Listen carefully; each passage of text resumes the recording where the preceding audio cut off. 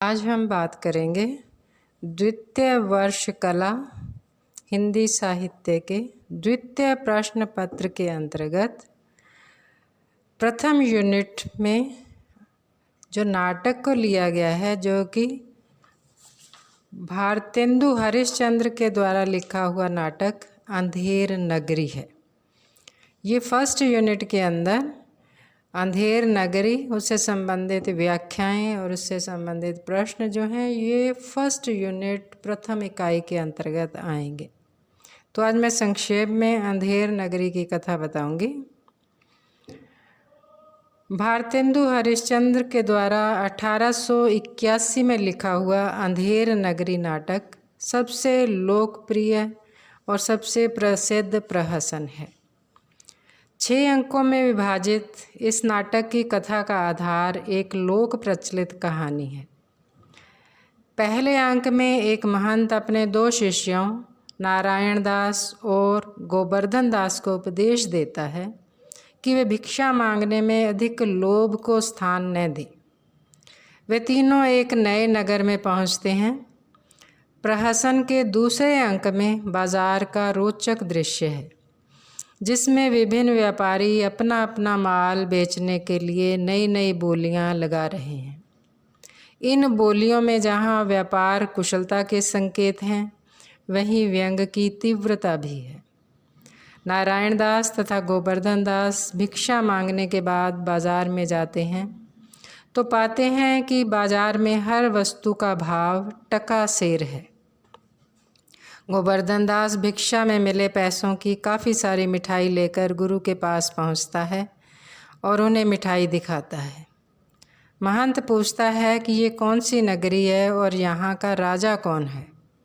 तो शिष्य बताता है कि यह अंधेर नगरी है और इसका राजा चौपट है। यहाँ हर चीज़ का भाव टका सेर है।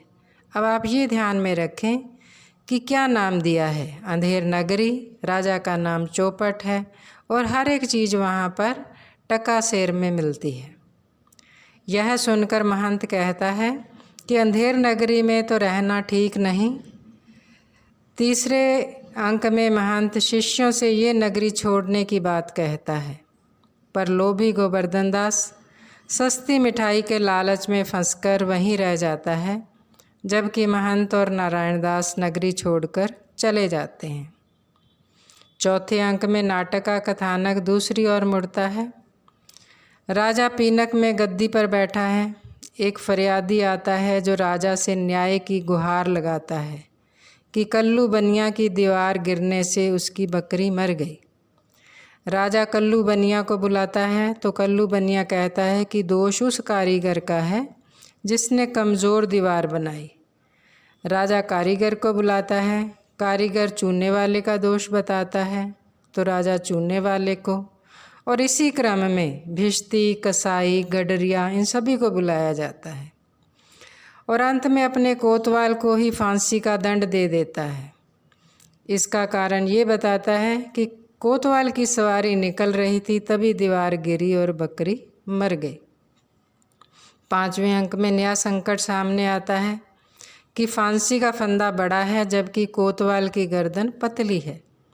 इस चक्कर में गोवर्धन दास को पकड़ लिया जाता है, क्योंकि उसकी गर्दन फांसी के फंदे के अनुरूप है।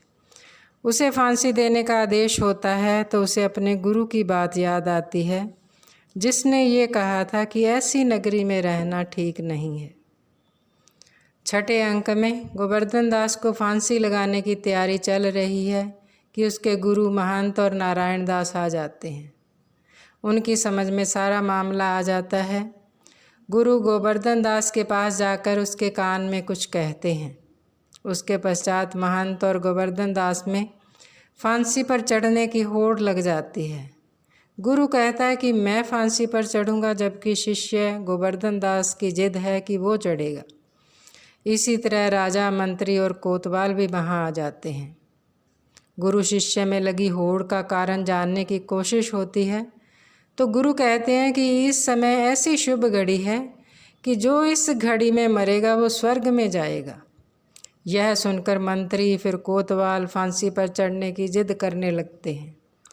जब दोनों में इस प्रश्न पर बहस चल रही है तो राजा कहता है कि राजा के होते हुए दूसरा कोई बैकुंठ कैसे जा सकता है, और राजा फांसी की तरफ बढ़ जाता है। इस प्रकार ये प्रहसन संदेश देता है कि जिस राज्य में विवेक अविवेक के बीच भेद न हो, वहाँ जनता कभी सुखी नहीं रह सकती।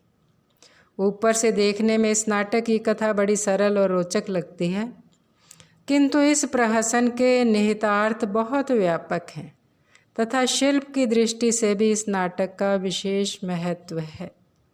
भारतेंदु की नाट्य कला इस नाटक में पूरी तरह मुखरित हुई है। ये इस अंधेर नगरी की जो है संक्षिप्त कथा है।